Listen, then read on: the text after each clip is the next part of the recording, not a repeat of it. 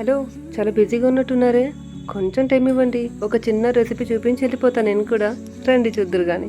నిన్న హల్వా పూరి చేద్దామని చెప్పి హల్వా చేశాను కదా. సో ఈరోజు ఆ హల్వా యూస్ చేసి హల్వా పూరి చేసేసామన్నమాట. చెప్పాను కదా చాలా ఈజీ.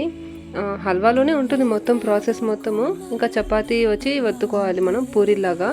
నిజం చెప్పాలంటే నాకు పూరీలు రౌండ్గా రావండి, స్క్వేర్ లాగా వచ్చు.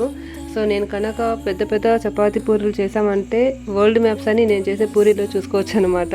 సో అందుకు భయంతో నేను కొన్ని డిఫరెంట్ షేప్స్ అని ట్రై చేశాను, చిన్న చిన్నవి చేశాను.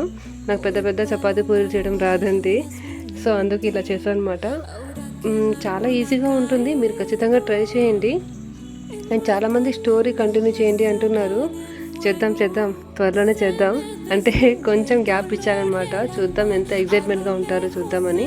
సో ఖచ్చితంగా నేను స్టోరీ కంటిన్యూ చేస్తానండి. ఈ లోపల మీరు కూడా ఈ హల్వా పూరి ట్రై చేసి ఎలా ఉందో చెప్పండి. రేపటి వీడియోలో ఇదే హల్వా పూరిలో పాయసంతో కలిపి తింటే ఎలా ఉంటుందో చూపిస్తాను. పాయసం కూడా రేపు చూపిస్తాను. టాటా.